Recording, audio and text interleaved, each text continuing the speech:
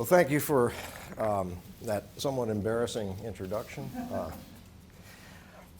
And thank you all for being here to hear about my answer to this question, what is an ethical scientist? And this is a question that I've been asking myself, trying to answer for a long time. I first started asking it when I was about 16 years old in high school.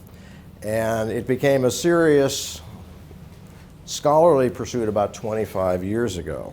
Now, as Dr. Lippman pointed out, I am educated as a chemist, not a philosopher. So when I started out, I felt a little like this guy, not knowing quite what to do. So what I do in these situations, and I've jumped around in various fields, is I find people I can talk to, and there are a bunch of names here, and I could tell you a story about every one of them.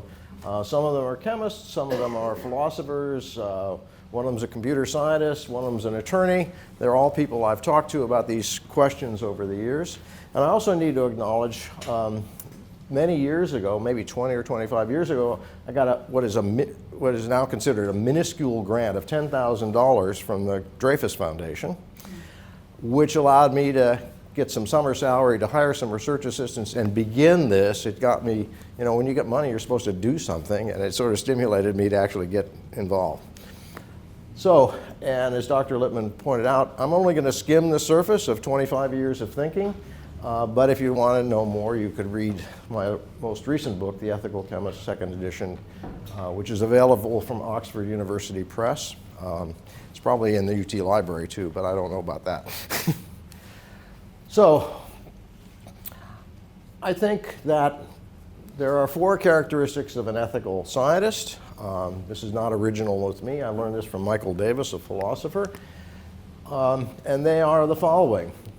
You have to understand the ideals and standards that govern professional moral decisions. And we'll talk more about each of these as we go through the talk. You have to understand the moral complexity of real-world situations. There are some easy moral decisions. Somebody drops his wallet in front of you, you probably want to pick it up and give it back to him. That's a fairly easy decision. But many decisions are much more difficult. You have to be able to design solutions to complex moral problems, and the word design is very important here. We'll talk more about that in a minute. And then have the moral courage to make those difficult decisions, act on them, and then state the reasons for them. Couldn't find anybody who was obviously an ethical scientist, so I picked somebody who everybody believes is a moral hero. So I need to make a distinction in talking about professional ethics between what philosophers call the common morality, which are the universal rules of conduct that we all act on pretty much every day. And we understand them, we learn them from our parents, from our ministers, from our teachers, etc. And we're all pretty good at making these moral decisions on a day-to-day basis. If we weren't, we'd probably be in jail or something like that. But I want to distinguish professional ethics, which are special rules of conduct. They go beyond the demands of ordinary morality, requirements of law, and pressures of the market. And they are for special rules for people who are professionals. Legal ethics is for lawyers. Medical ethics is for physicians, nurses, etc. Scientific ethics is for scientists. And if you're not in that profession, you're not part of that group, then those rules don't apply to you. Now, a good example is patient and client confidentiality, which you couldn't practice medicine or practice law if that moral rule were not in place. So these are things that once you join the profession, you need to follow. Now, following my friend Michael Davis, who's a philosopher at the Illinois Institute of Technology, I've come to think that professional ethics derive from moral ideals. Moral ideals come from the notion of the profession as a calling. It's not just a job, it's something that you do because you really want to do it. You really need to in some sense. It's based on an ideal of service to other people. And these moral ideals go beyond ordinary morality. So a familiar example, it's etched on the over the door of the law school, the moral ideal for lawyers is equal justice under law. But the question that came up, to me anyway, is what are the moral ideals that govern science? Science is much more complicated in a certain sense than the service professions. And I think it's a three-part ideal, depending on the different spheres that scientists are involved in. So the first is, and we'll talk about this, the integrity of the scientific process, what we do as scientists in the lab to make discoveries. And I call that ideal the habit of truth. Science is public knowledge.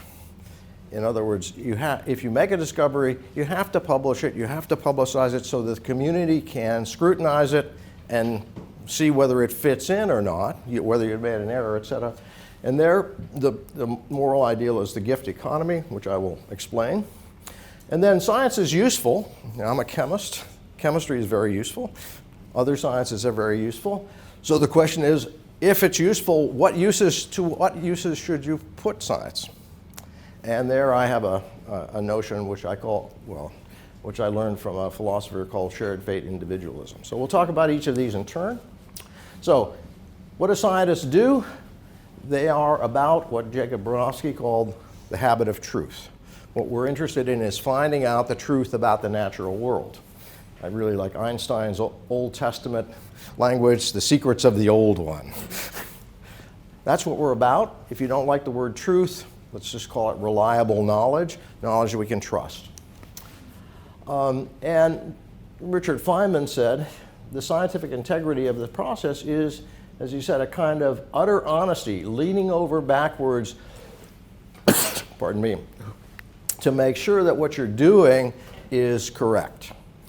P.W. Bridgman, another Nobel laureate, I like this phrase, this quote too, scientific method, as far as it is a method, is nothing more than doing one's damnedest with one's mind. No holds barred. But as I said, science is public knowledge. If you write a poem or paint a picture or something like that, that's a private thing. It's your insight, but people can like it or not, but is it good art? Well, it's a matter of opinion. But science has to be scrutinized. It has to be published. It has to be vetted by the community. And the ideal, which I think governs it, is what's called the gift economy. Now, I learned about the gift economy from a philosopher of science named Davis Baird, who was then at the University of South Carolina. And he introduced me to this book by Lewis Hyde called The Gift, Imagination and the Erotic Life of Property. And I said to myself, I really have to read that book, if nothing else, to figure out what does Lewis Hyde mean by the erotic life of property. It's a book worth reading. And what Hyde does and others do is distinguish between the gift economy and the commodity economy. Now, the commodity economy is what we participate in every day. So those of you who bought lunch, gave the cashier whatever it was, $5 or $8 for your sandwich or whatever you bought. They gave you a sandwich. It was a mutually beneficial fee for goods transaction.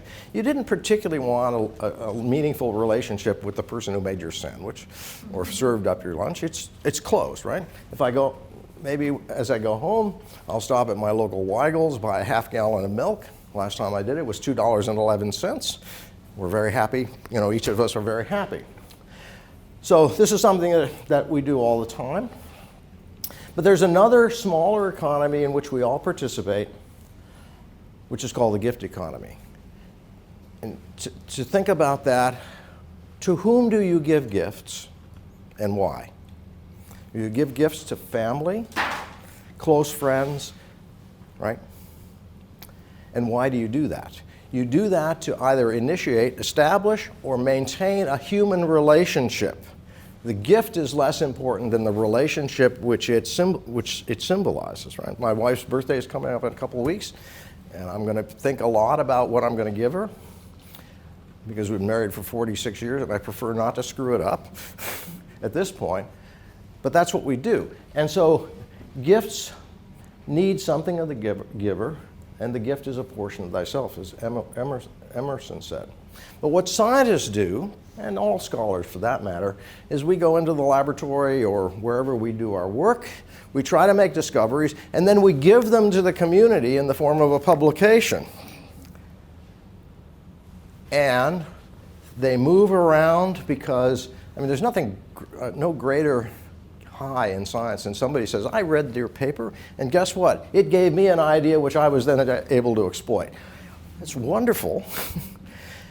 And in the gift, so science, gift economies bind people together. That's what the scientific community does. The people are bound together by mutual discoveries.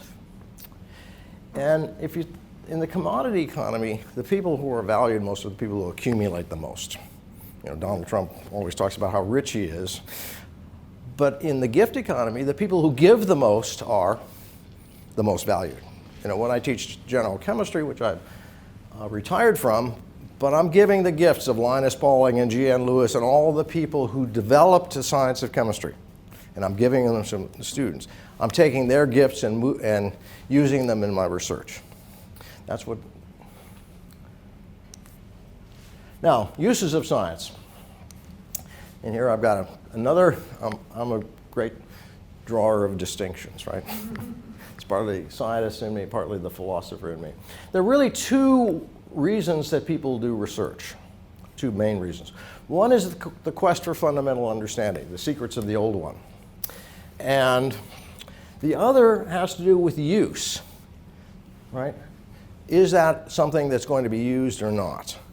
And Donald Stokes, in his book Pasteur's Quadrant, set up this quadrant. And he said, well, there's some things like, he calls this Bohr's quadrant, pure basic research, which we mostly agree is good, right? We're learning something about nature. And that's mostly where I spent my career. Very little that I did was useful to anybody. We have a pure applied research. Edison really wasn't a scientist, he was an inventor. He took science and turned it into useful products. And there's nothing wrong with that, but he didn't really contribute to basic knowledge. But Pasteur was different. Most of his problems came from the French wine and beer and other industries. But in the process, what did he do? He invented microbiology. Now, a lot of chemistry is right here, and I'm a chemist. You know, we need new drugs, we need new materials, we need stuff, right? And chemists make it. So if we're thinking about use, what's the moral question? Well, Freeman Dyson, a famous physicist some years ago, now, boy, nearly more than 20 years ago, said, science is in trouble because of a poor choice of goals. And he makes a very extreme statement that science works for evil when its effect is to provide toys for the rich, and works for good when its effect is to provide necessities for the poor. What Dyson was saying is the world is, you know, there are a lot of people in the world who need help. And if we're just making things for rich people, we're really not contributing much. So I then took this and took the work of a philosopher named Norman Kerr, which is a wonderful name for a moral philosopher. Norm was a professor at Oberlin College, and he developed an idea called shared fate individualism. And he starts out by saying the world is a place of contrast. You know, there are people like us who are relatively wealthy, well-to-do, and there are people in places like South America and Africa who barely are staying alive, right? There's extreme differences. And he said, well, there are certain people who are competent individuals, and the people in this room are those, people who can self-realize their aspirations, but they can also contribute to the lives of others. And for Norm Kerr, he said, competent individuals must put other responsibility ahead of self-realization in significant life decisions. He talked about career choice, that you ought to be doing things to make the world a better place, rather than just making yourself richer or more able. Okay? Now that's a position that I happen to like, and so I've taken it into science, and I said, well, if you're choosing a research problem, if possible, and it's not always possible, you ought to put service to others ahead of self-realization. You should do things that make the world a better place. Now, not everybody can do that. You know, I'm a theorist. Theorists don't do things that are very practical. You know, I might say global warming is a great problem. I should contribute to it, but what do I know about global warming other than what I read in the New York Times, right? And maybe I could tool myself up, but that'd be 5 years from now that I'd actually be able to contribute. So I'm not sure that I could ever contribute to that problem. But if I can, I should. Now, ideals are wonderful. I love them. But you have to also be practical. And so I'm not going to talk about this great, but there are some rules that we tend to, that derive from that. For example, that you really need to report things accurately in science. You have to report the data completely and correctly. You want to openly communicate wherever possible. I know there are some exceptions. If you work for the defense industry, you might have things that are classified. You need to be objective. Your interpretations can't be influenced by political or other kinds of non-scientific considerations, you know. And there are plenty of examples. The effects of smoking on health, right? The tobacco industry spent a lot of time trying to convince us that smoking was okay for our health. Why? Because they were making tons of money on it, right? Giving credit where credit is due. Making sure that you acknowledge the people who've helped you, the sources of your research. Okay. Now I want to talk about as I said, the moral complexity of real-world situations. All interesting moral problems are complex. And what are the kinds of complexity, the kinds of factors that make them complex? Well, one is the fact situation might be complex, right? Okay. Another is that we're all citizens of a country, in this case the US, and societies have history, goals, and ideals. This might come in if you're in an area where you're, for example, doing military-related research. And if you're an Israeli, you might think differently than if you're an American. Okay. You might have institutional obligations from your employer, person paying your salary, your two local employers, where science is done. You're part of a professional community, probably, at least I am. These are two societies to which I belong, the American Chemical Society, the American Physical Society. Each of those has a code of ethics. It has a certain set of traditions which might constrain my decision making. You might be funded by a federal agency, and these people have requirements on what you can do, what you can't do, what you're supposed to do. And these are two American, but they're other funding agencies. We're all human beings. Even if we're scientists, we're all human beings, and we have the moral obligations of all people. You might, as an individual, be a member of a religious tradition which constrains what you do. Now, science is a secular enterprise, but, for example, you might come from a religious tradition which is a pacifist tradition, and therefore working on military problems might be something you don't want to do. You might be a devout Catholic working for a pharmaceutical company and they want you to work on contraceptives. That might get in the way of what you're doing, right? That's a personal thing, not an institutional thing. And there's also self-interest, and I don't want to diminish that because, for example, if you're going to do science, you have to have a career. You got to actually do stuff, you got to do things. You want to have the respect of your colleagues. There are financial constraints, both in grants and your own salary. And you probably have a family, relationships where, so where might this come in? For example, if you are a whistleblower for some ethical lapse that you think of, you might lose your job. We'll get back to that. Okay. I mean, you might. So these kinds of things might happen. So here's a couple of examples that I'll run through quickly. Choosing a research project, we talked about. What is it that we're going to do? What's going to benefit? Discarding a data point. I said earlier that you're supposed to report all the data, but nobody reports all the data. Nobody. In any investigation, there's always a a period of time when you're figuring out how the system works, how to do the measurements, et cetera. Nobody reports that. You know, it's sort of like practice before the game. And then sometimes, you know, I just made up these data. It doesn't matter what the experiment is. We got a pretty nice line here, except we got this point down here. And the question is, what do we do with it? Is that a real measurement, or is that an error? Did something happen? Did the instrument not work well? Did you put an impurity in, et cetera? Okay. This could be telling you something, and it could be something you should professionally and morally throw out. An example of this is from the oil drop experiment, R.A. Millikan. This is a graph of all the points that Millikan actually measured in the oil drop experiment. The ones in white are the ones he didn't publish. The ones in black are the ones he did publish. Now, he says in his paper, I published all the data. Well, it turned out he didn't. And what was he doing? Well, he was, some of it, here's a little bit of warm-up. You know, he wasn't quite sure how his experiment was working. It was a very difficult experiment at the time. And he's got these anomalies.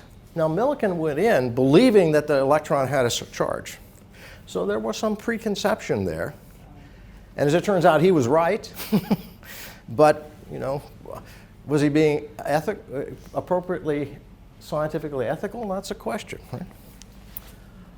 Writing a paper, you know, a scientific paper is not what I did last summer. It is an argument. It's a piece of rhetoric. You're making an argument. You're trying to convince yourself that you've made a discovery, that it's correct. You're trying to convince the community. You're trying to get recognition for yourself.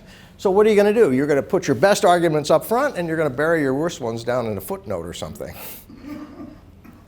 Those are moral decisions. Right? And those are moral decisions. Conflicts of interest, there are a variety of things that are. This is an interesting one. Streptomycin was discovered actually by the graduate student Albert Schatz, but his research advisor, who won the Nobel Prize, actually took most of the credit for it. Exploitation, this is a conflict of interest. Is his self-interest, his reputation, more important than that of the students?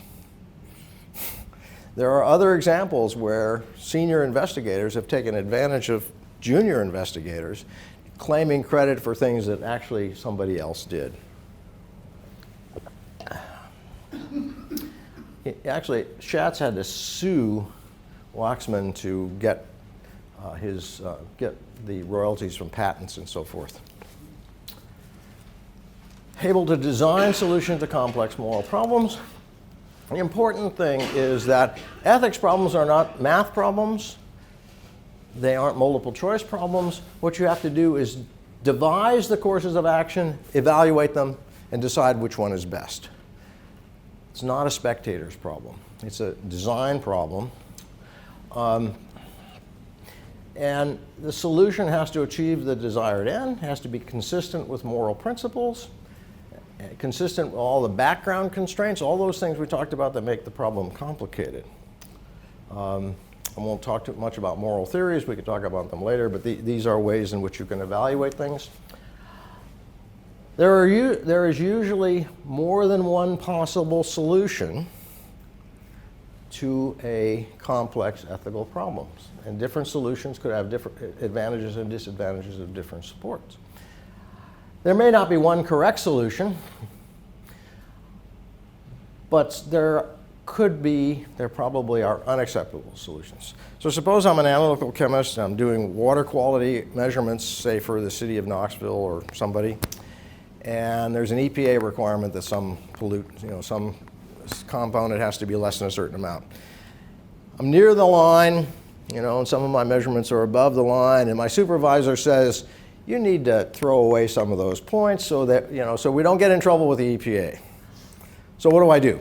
Well, I can go up the line, I can blow the whistle, I can do there are a variety of possible ways of dealing with that. But one solution that is unacceptable is for me to come in and shoot my supervisor. Well, that would solve the problem, wouldn't it? He would no longer be bothering me. Right? So that's the kind of thing we're talking about here. And I think one of the issues with ethical problems is they don't always have clean solutions. Often you come away saying, yeah, that was the best thing I could do, but I'm not completely happy.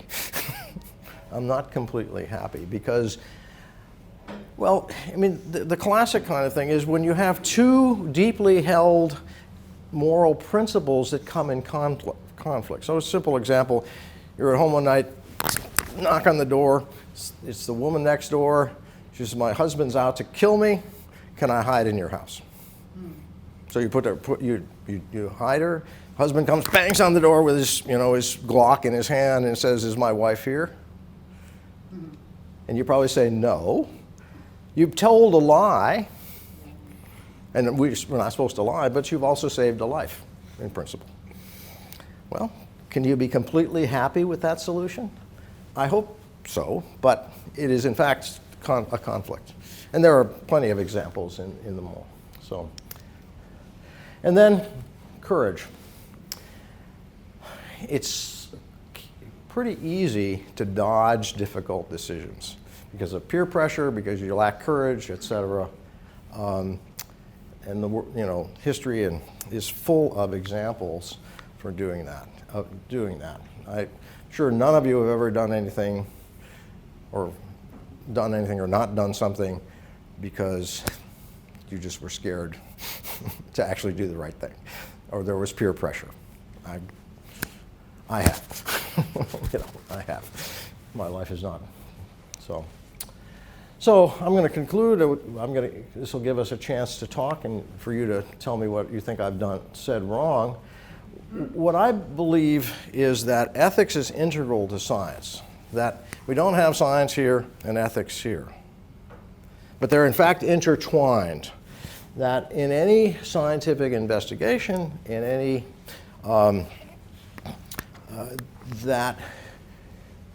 in any decision, or most decisions that you make in the laboratory or in writing and so forth, there's a technical part, a professional part where you're evaluating based on your experience and your skills, and there's a moral part.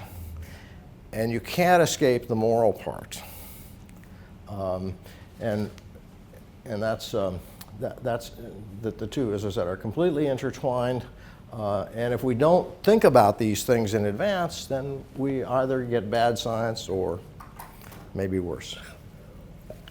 So thank you for listening. I maybe talked too fast, but and I'm happy to entertain questions, discussion, etc.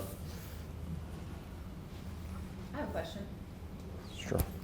So you talked about just following up, science and ethics are intertwined, and I mainly heard it from the people who are producing the science or doing the science. Mm-hmm. What are the ethics, if any, for the public that's consuming that science? Well, yeah, there's an article to write there, isn't it? I mean, it's really difficult because you read the newspaper or other things, watch the television, and one day they tell you that coffee is bad for you, and the next day they tell you coffee is good for you.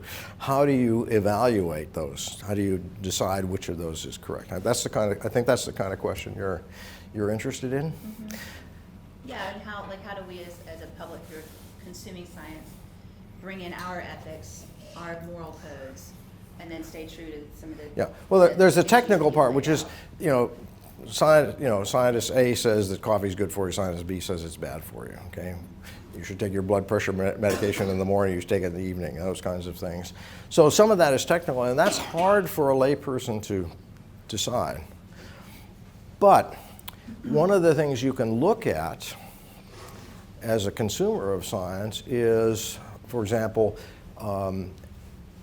lack of objectivity of the person, So, a classic example, of course, is smoking and health. Should you believe what the tobacco company said about the effects of smoking, or should you be skeptical? You don't have to be a scientist to realize that making smoking less harmful is in the financial self-interest of the company, and there's a tendency, and you see some of that in pharmaceuticals. You see it in a variety of places. So that's one place where your notion of ethics, conflict of interest, can help you assess. But as I said, when two competent, you can also look at similarly look at who's funding the research. Look at the influences. I think those are the, pardon me, the places that you can, as a non-scientist, consuming it, trying to evaluate. That's at least one kind of thing.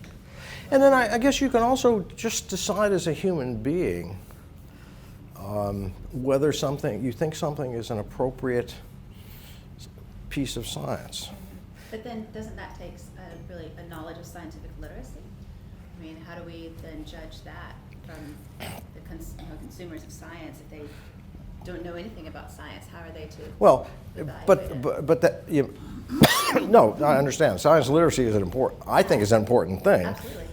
But I'm a scientist, right? I'm a teacher of science. I believe it is, and but there are also these human considerations. So suppose someone was inventing better methods of torture. Okay. That's new knowledge. It's useful among certain, but is that something we should be doing?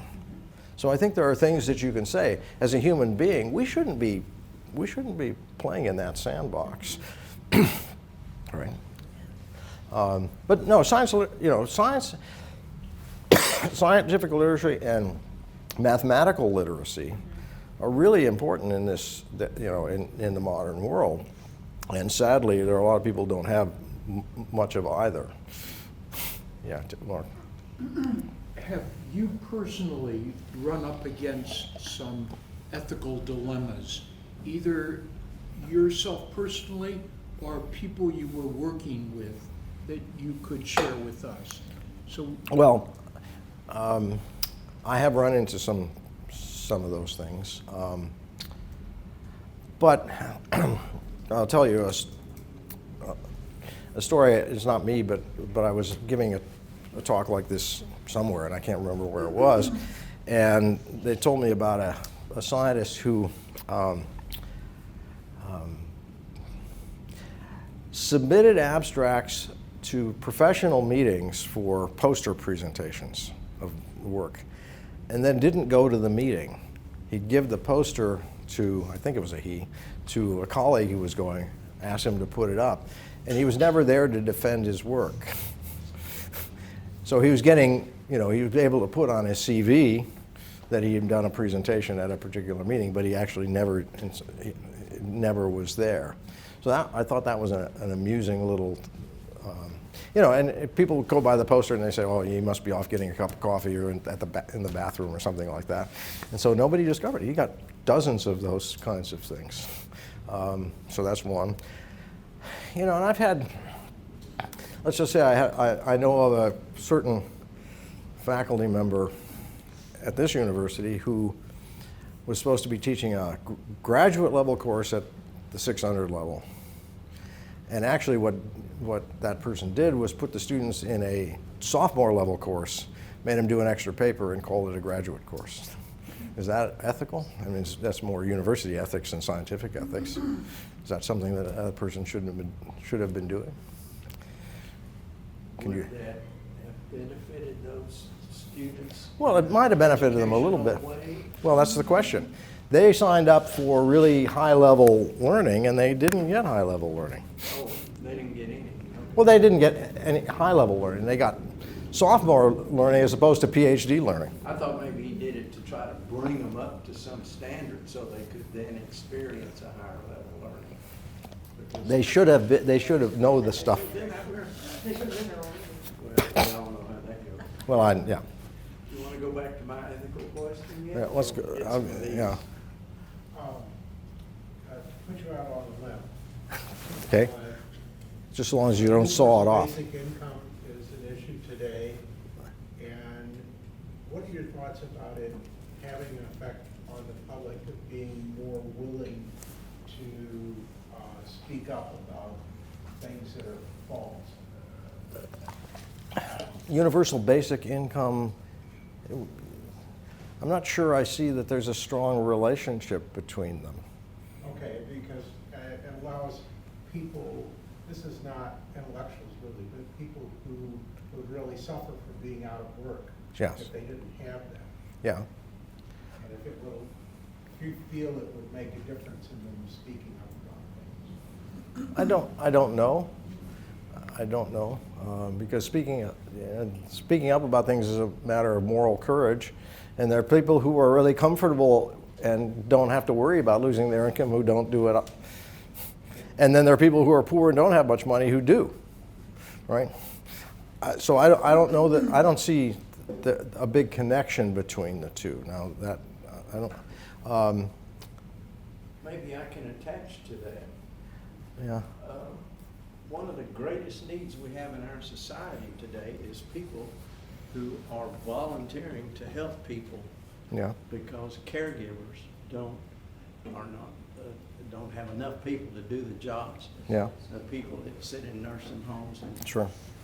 and all of these people that are volunteers never get anything from it other than personal gratitude. Yeah. Our society, that seems unethical that so much need is out there for people that can only contribute by volunteering because it's never paid for. Yeah. Okay. So I don't there was know. a- Yeah. Those are, those are political societal decisions about how we allocate resources. And that's not the purview of a scientist particularly to get into. I'm not suggesting, and I have my own personal political and, moral perspective on those things.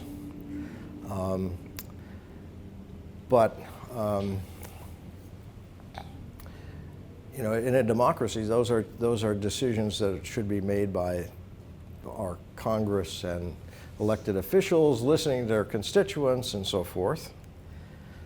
But the other thing, and it relates to the talk, there are traditions, national traditions, historical things, which trap us in a certain sense into a particular system. Right? We have a healthcare, for example, healthcare system in the U.S. which is based on fee-for-service. And at various times in our history, going back to Harry Truman and maybe at least, the idea of universal single payer, et cetera, have been broached, and various groups in Truman's era, mainly the American Medical Association and physicians, said no, we shouldn't do that, and therefore those things never passed. And now we're caught in a system that's very hard to unravel, undo, and maybe make more rational, despite the fact that there are lots of people believe it's more rational. But we have all kinds of competing self-interests. Blue Cross Blue Shield doesn't want to see the system change. Many physicians don't, although there are many who do as well. But we're in a political.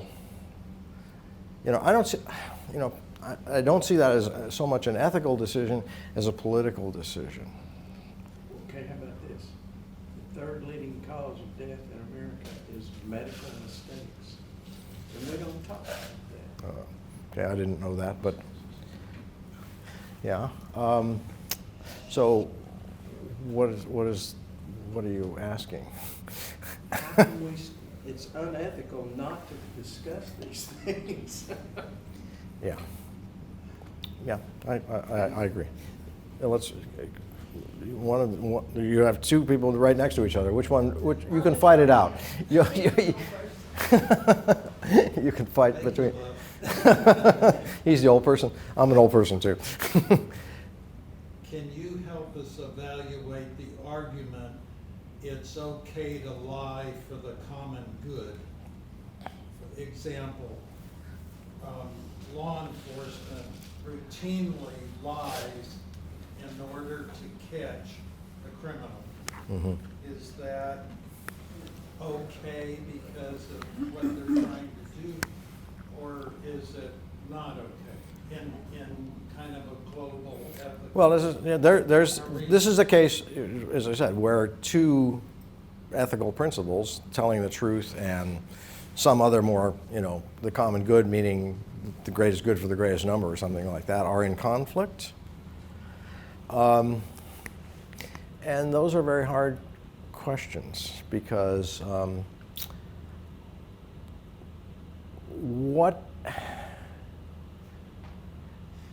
you kind of have to answer them on a case by case.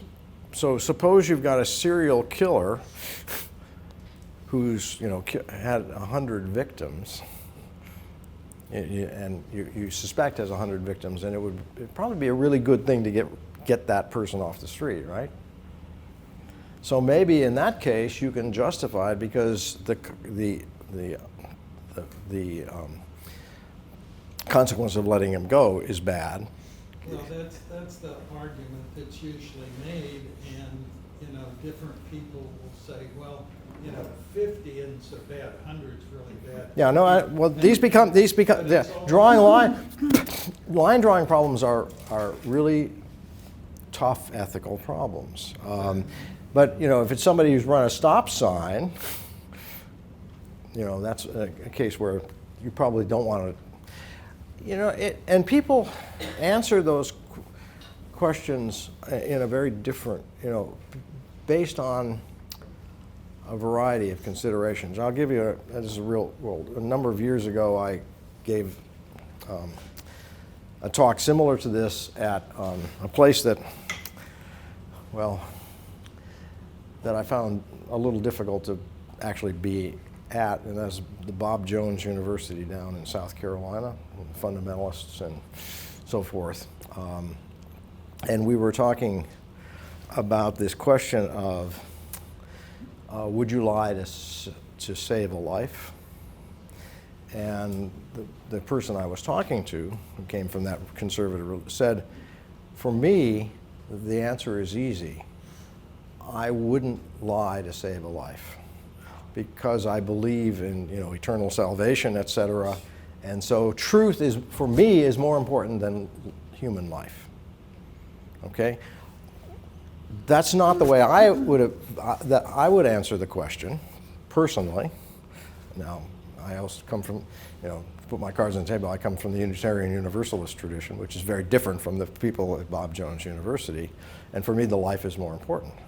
But he was genuinely,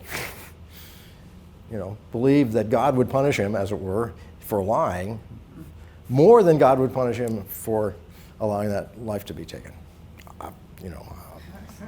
I couldn't personally get into his head very well and evaluate that, but The problem I see with various justifications, and I'm older than probably most of the people here, maybe not all, but most. In my experience, lying that I have witnessed is a slippery slope. yeah, yes. And once you can justify a little one, a white lie, let's say, then there's the gray lie, and Yeah. then, hey, It- it's no big deal anymore, you lie when it's convenient. Yeah. I've had people lie to me when it was no apparent advantage Sure. to them at all. And so, there's another Yeah. part of the... Yeah, and those are line drawing arguments, and line drawing arguments are difficult. Sure. Yeah, and can we justify this military strike and only kill 1,000 when we think was the invasion of was the atomic bomb on Japan justified because there might have been an invasion? There is an old, well, depends on what you think is old book by Cicely Bach, B-O-K, called Lying, in which she explores these questions in a lot of depth. Cicely Bach was a philosopher at Harvard. Her husband is Derek Bach, who was president of Harvard for many years. Excuse me, could you speak up a little bit? Oh, sorry. Yeah, I just said that there's a book by Cicely Bach back probably in the, it must be 25 years ago, called Lying, in which she explores these questions that he's talking about in a lot of, and then she also has a companion book called Secrets. So that if you want to learn more about, or at least her perspective on it, I commend that book to you. Yes. You talked, this may be very elementary and it's probably personal, but you talked about science as a calling. Yes. When in your life, and for all the budding scientists, when in your life did you go from studying or liking science or looking for a career to realizing that it was a calling on your life? When did I? And I was one of those nerdy kids who liked science from early on. But when did I really realize that? I think, no, I don't understand that. Probably, I really caught the bug when I was doing my senior thesis at Reed College, when I actually did the first sustained piece of research. Turned out to be, we didn't get to where we wanted to, but I spent a year working on a particular problem that I was interested in, and I think at that point I concluded that that's what I was going to be, and then graduate school helped reinforce that. Some people get all the way through and look back and say it must have been a calling. Mm-hmm. Yeah, And I think that's wonderful. yeah. Either way, but I think science is a calling. Not for everybody. I mean, I've known people in the profession for whom it's just a job, basically. Well, you can reach a high level of mediocrity, or you can read it. Well, there's some people who are very successful at it who don't regard it as a calling. Just as there are lawyers who are pedestrians, there are doctors who are in it because of the prestige. In every profession, there are really devoted people, and then there are the people who are much less so, and that's just we're all there's a span of human behavior, right? Yeah. Getting back to your ethical and science, personally, okay? Yeah. Yeah. Okay. Well, yeah, I have this tendency when people ask me questions to get closer to them. So okay. So, have you, the experiences that you've had, do you really think, I'm not a science major, I'm not a science, but in general, these ethical problems that they have to face, how many of you had to face in your career where you had to say, I got to make a decision and it's based on an ethical view? I don't know that I can. They're big ones, but one of the decisions you have to make when you're doing research is when are you done, as it were. When are you ready to publish? And that really, those are because you can always do more. You can always do more. You can always say, well, there's this little loose end here, there's a little loose end there. But when have I told a story, when have I told a story in a way that's valuable to the community and I need to let it out the door? So that's probably the biggest kinds of decisions that I've had to make. I was writing one of the books I wrote a number of years ago, not science, it was a piece of history. My wife kept telling me, you could go into this archive and look at this document, and I finally had to say, first of all, I'm tired of this book.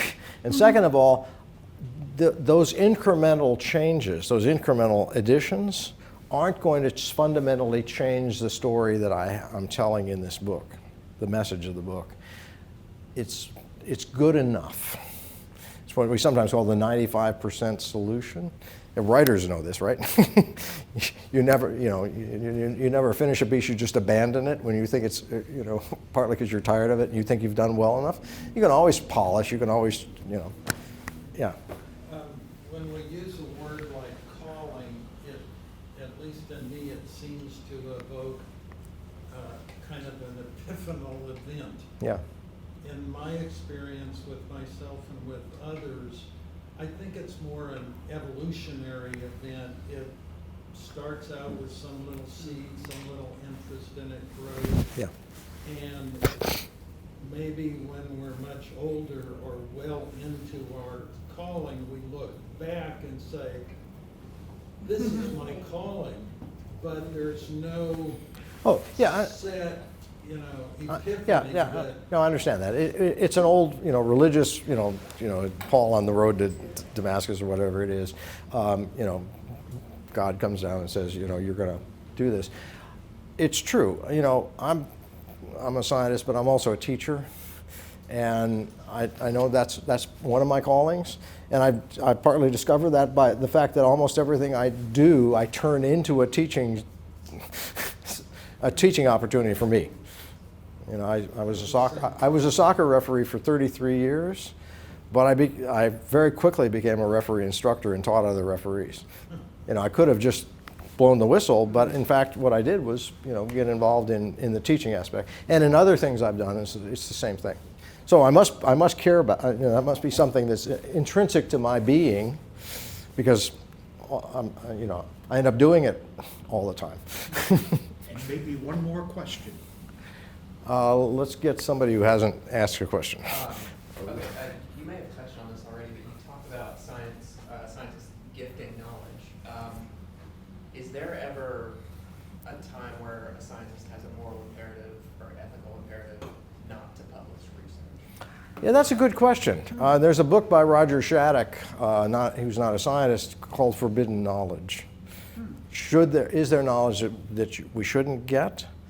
And I think that could be the case. I pointed out, is research into better methods of human torture something that somebody should pursue? Should we learn how to better torture people? Yeah, I think that's problematic. So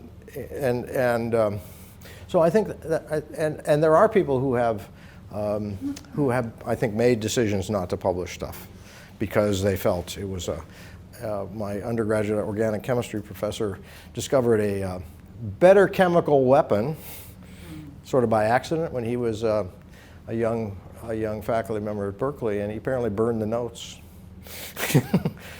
because it offended, whether somebody else might have discovered it. But the fact is, he wasn't going to take responsibility for letting that knowledge into the world. This is a story I was told. It might be false. I mean, he's dead now, so I can't ask him. But I believe it. Knowing the person, I believe that story. Dr. Kovac, thanks for giving us a lot to think about. You're welcome.